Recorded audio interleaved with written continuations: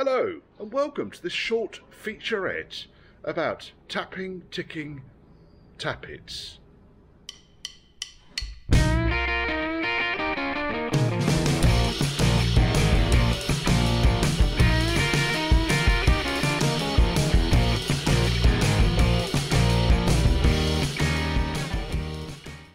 So, as you will know, this is Project Diana, my dad's car that I rebuilt. Basically did a lot of bodywork on it, but as part of the bodywork, as part of the just generally trying to improve the performance on this thing, I fitted a new camshaft, a new set of hydraulic tappets. Now the problem I've got here is, and I did shim these out, so I've set the preload on them and everything. The problem I've got now is that all of the tappets are quiet after oil pressure has risen. So on a cold start, I get one tappet, tick, tick, tick, tick, goes quiet, okay? As the engine warms up, the tick comes back, and it gets louder and louder and louder. Now, it's only one tappet, so the symptoms really dictate. So first and foremost, if you've got good oil pressure, and we have, if you've got good oil pressure, then obviously none of the tappets will be tapping, unless one of them's faulty. And that's what I've got here, is I've got faulty tappet, which is great news because it basically means I need to take out the inlet manifold again in order to access them. Oh goody. Thank you so much. Much appreciated. Now, I've literally done half a mile in this since I started it up from cold this morning.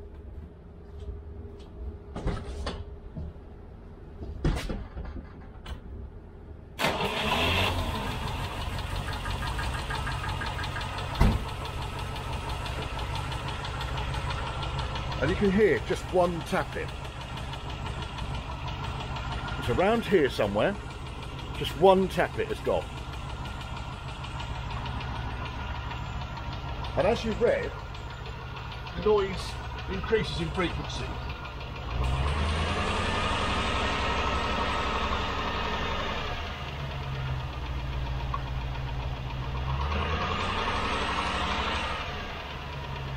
Definitely not exhaust. One of the things you will need to check for, let's turn this on.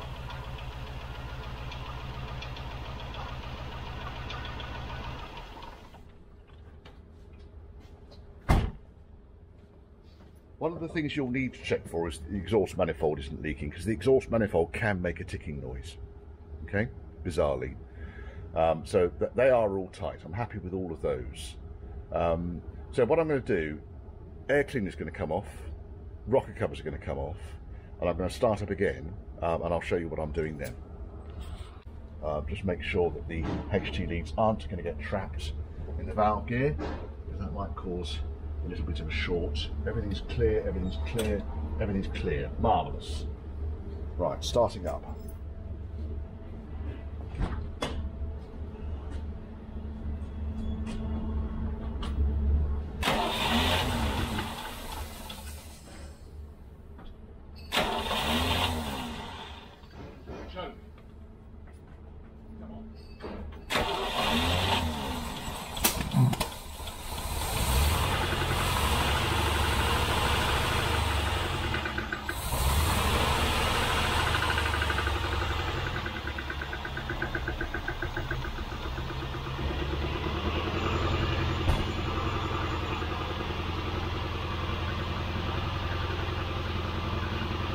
Wait for the tick to come back. It's always silent on cold.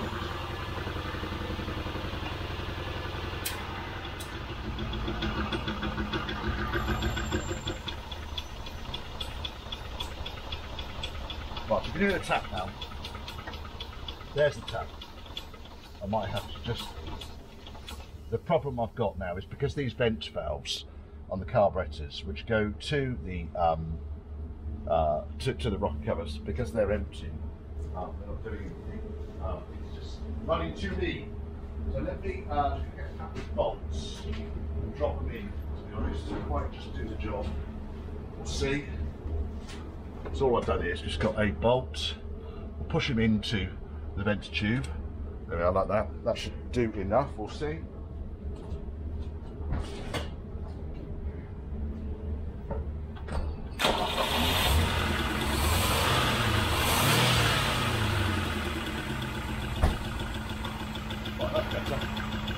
Here comes the tip.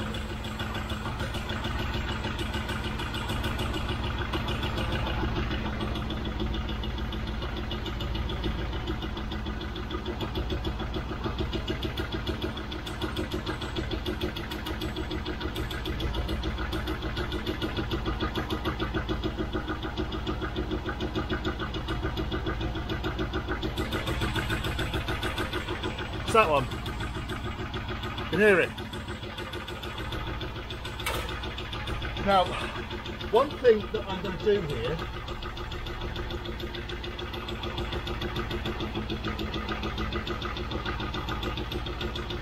the push rod is turning. That's turning, that's turning. They're all turning. That one, yeah, they're turning. Turning, turning, turning. So all the push rods are turning, which is good.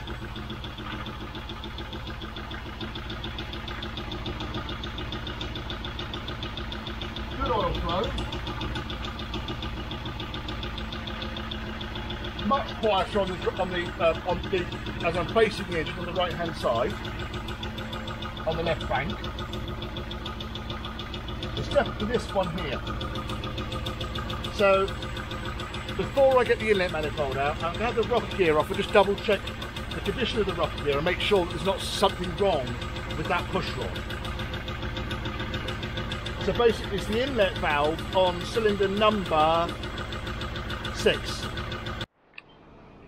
Nothing nasty with the valve, so obviously I was just going to double check because this thing's all been apart. Make sure that the collets are located in the top of the valve. The fact that it's quiet when it starts up would suggest to me it's not going to be that. The push rods are all in there. None of them appear to be particularly bad. It looked like this one was on an exhaust stroke because the exhaust push rod is further up. That one was on a compression stroke. That one's on a inlet stroke. That one's on a exhaust stroke. So that's the cylinder head. Reasonably happy with so far. This is the rocker shaft. Clackety clackety clack, sorry folks. This is the rocker shaft. Let's turn it around. Get the diff out of the way. So that's the orientation it came off in. So cylinder number A642. So it was this cylinder here, the inlet rocker on this one that we thought we had a problem with. So first and foremost, all of this is old stock, used old stock. Just really checking that the there's a bit of a no, it's just on the spring, I think, because everything is. So pull the rocker back, checking the shaft. I mean, obviously the shaft is now moving from the other one. The pillar moves, the bolt goes right the way through the rocker shaft. So really I want to kind of, let me get a bolt because it's going to make life a lot easier. Oh, it's going to get on my teeth.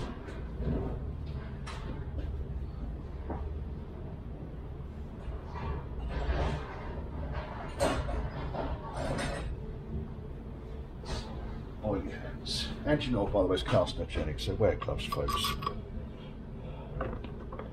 Right, 2 bolts in on the top side. There we go. Now, when I now pull the rocker shaft back, I can see the rocker. Sorry, when I pull the rockers back, I can now see the shaft, and that's all in very good order. On the undersides, yeah, we're okay. We've got the oil ways pointing down. I'm not actually having a problem with the oil feed on this. When I was watching it run, I could see oil dripping down from the rockers amongst the valves, so I'm quite comfortable with oil feed, and oil feed is good. The only other thing I wanted to look at on this was the overall condition of the rocker itself. Just make sure there's nothing broken or split or something that might come up with a hot fault, which is effectively what I've got. Quiet when it's cold. As things heat up, they develop noises and so forth. So yeah, the bucket up there, just double check the one either side of it as well, because the rockers rotate on the shaft. There's a little bit of wear on the pad, but nothing that the hydraulic tappet wouldn't pick up on. There's certainly no massive ridge. I've seen some of these where they've just like been absolutely destroyed. There's some marking on that. I don't know what that is. I'll double check that around that side, just looking at this marking here. Just check for debris as I go around. Right, the rest of them are all fine. Let's pop it all back the right way up, otherwise it will go back on upside down.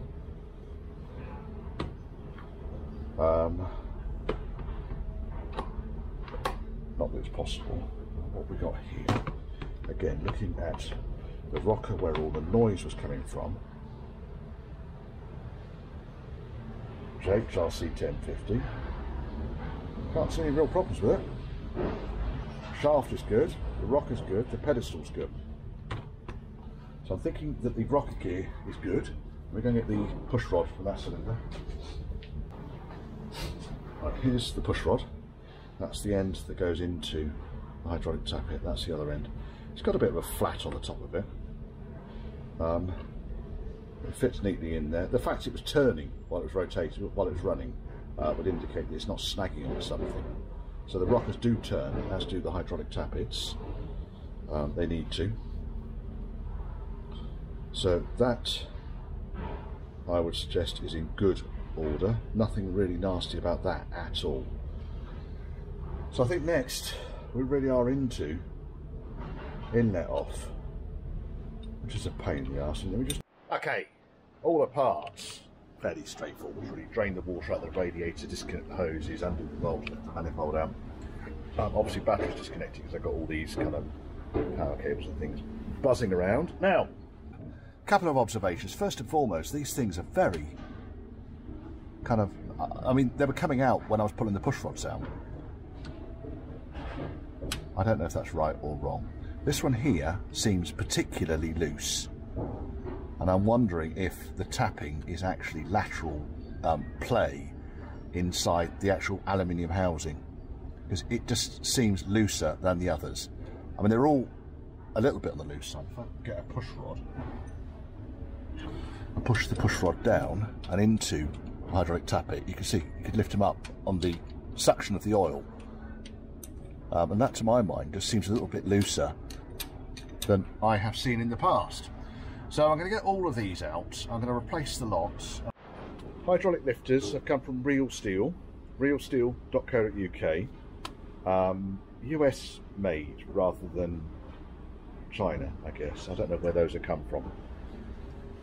So basically, the instructions for installation are, first of all, don't pre-fill them. They're already preloaded, and if you mess around with them, then you can end up bending push rods and so forth. Okay. The lifter bottoms and the cam lobes should be coated with a cam lube on installation. I use graphogen. Okay, normal oil is no use because it will have run off before you start the engine. Basically, when you start the engine up, you're going to need to prime it, so it needs to be run for about 20 minutes or so, about 1500 RPM. So the lifter will be filled with oil to the correct level by the engine oiling system. Prime the engine before startup, okay, with an engine oil priming tool. You do not have one, crank the engine over, and I'm going to do that, basically crank the engine over, because all the distributor and everything's in. So I'll leave the ignition disconnected and crank the engine over until we get oil pressure, okay? And make sure that these are primed before I start the engine. It's fairly typical, it's what I do. It's what the way I normally will put these things together. So, with that in mind, let's balance you up here. So the old tappets are going to come out, they're going to go into this box. The tappets may not have come from Britpart. I bought them from one of the well-known suppliers. It's a part of a kit with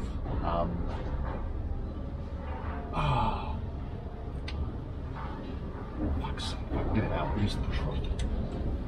I bought it as part of a kit which included the camshaft and the timing chain and so forth. So I don't know whether it's that that's caused the problem or something else. I really don't. I will keep these two out because I want to just have a quick look at these afterwards and see if one of these has actually been primed or not. Do that fairly easily. We'll take this one as well. So I'm just using the push rod to ease them out. So those three I'm going to investigate because they're the one that caused me the problem and the one either side. Everything else on this was relatively quiet, so I'm just going to lock these in the box.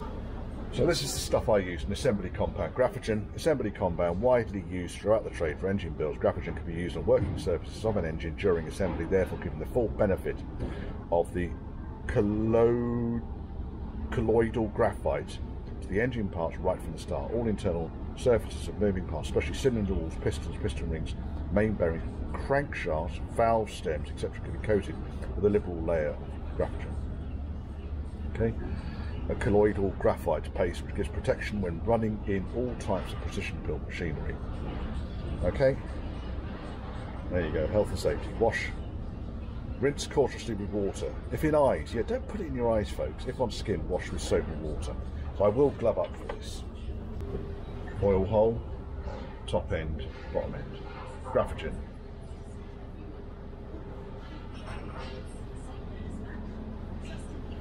And then position that in and twist it around onto the camshaft. There you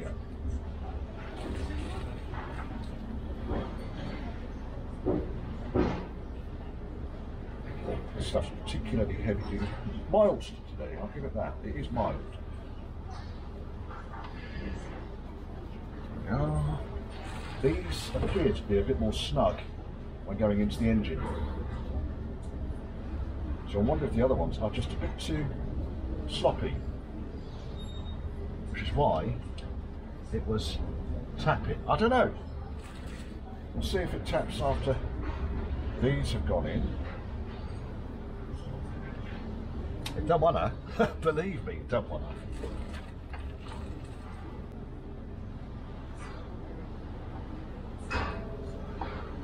But what I'm going to do is, because I've not taken the heads off or disturbed anything, even though I'm using the same tappets, I'm going to put the shims back in that came out, and then I'll just double check the preload. There's a video all about preload in my channel. Right, that's in. So hydraulic tappets are all in. Now it's a case of putting the push rods back in, assembling the rocket gear and checking the preload. I'm going to put the radiator back. It's all back together. As you can hear, it's running quite sweetly actually. I checked the tappet preload and I put this side, which I've gone to a thinner shim, back to the same shim that's on that side. So I'm running 30,000 shims down both sides now. I'm running at a fairly constant 1500 RPM. Just by wetting a screwdriver in between the throttle and the throttle stop, I can set an RPM. Just a nice, easy way of doing that. No tick. A little bit of water on the engine. Nothing particularly serious. When I come to the business end. I'll do this for about 15 minutes. 15 minutes or so.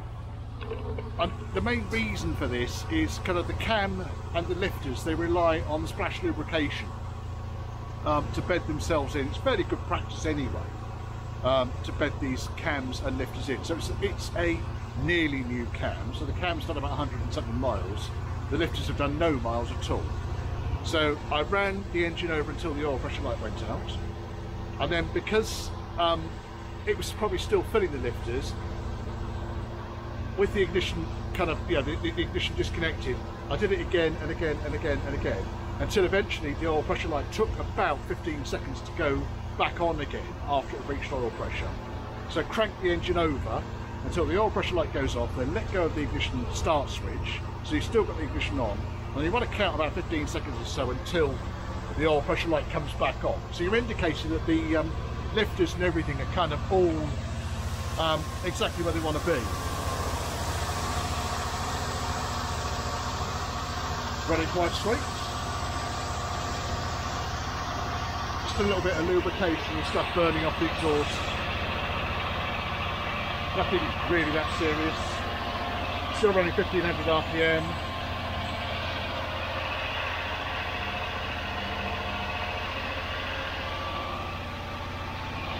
No leaks, nothing nasty. I'm just keeping an eye on the coolant levels.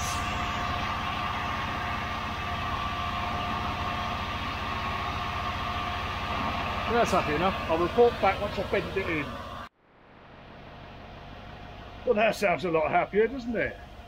Mr. Tappety is gone. So very clearly one of those tappets on this side was at fault, because that's the only thing that's been changed from the original problem. I know I've messed around with the shims, got the same shims back in it that were in it when it first started tapping, and they basically get the tolerances exactly where they should be. Idle speed, if anything, is just wincy bit low, 500 RPM. Tipping down with rain, that's what all this water up here is.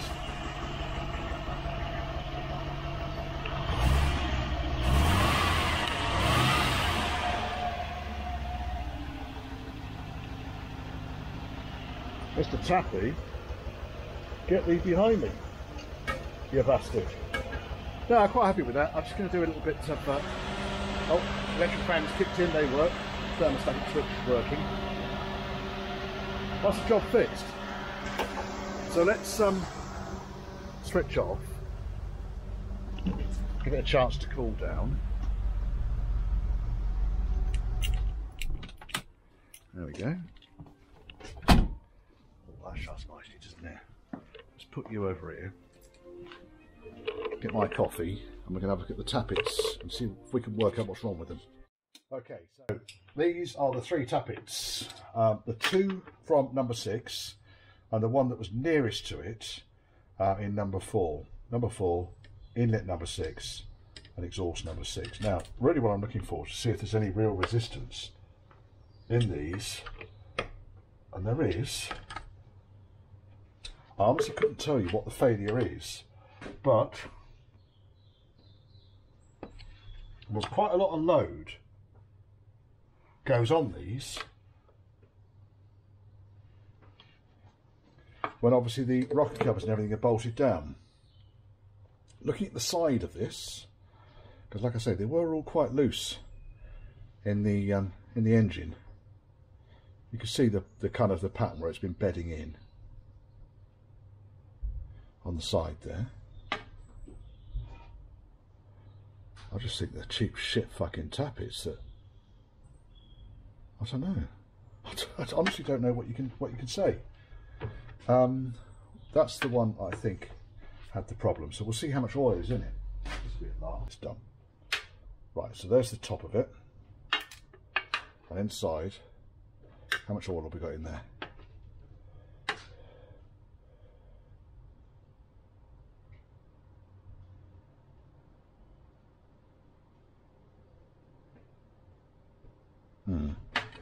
Not a lot, it would seem.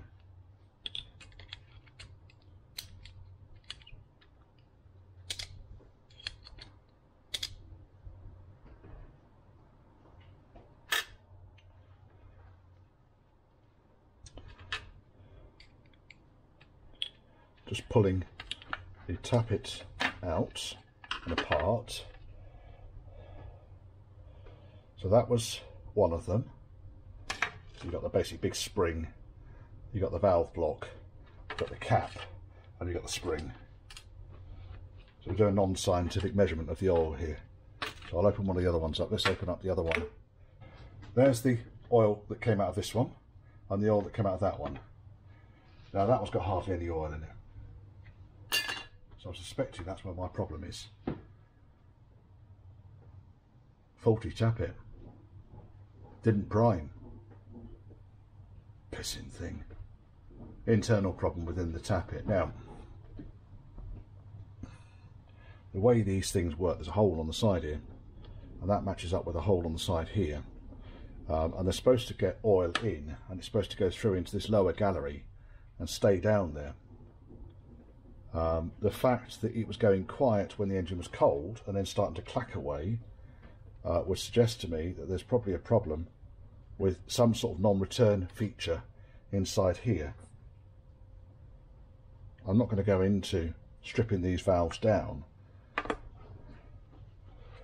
there is significantly more oil on these two than there is on that one, which was the 40 one. There you go, there's your lesson, folks. Don't buy cheap hydraulic tappets. Well, I think that concludes that. If you enjoyed it, if it's helpful for you, then you know, comment down below.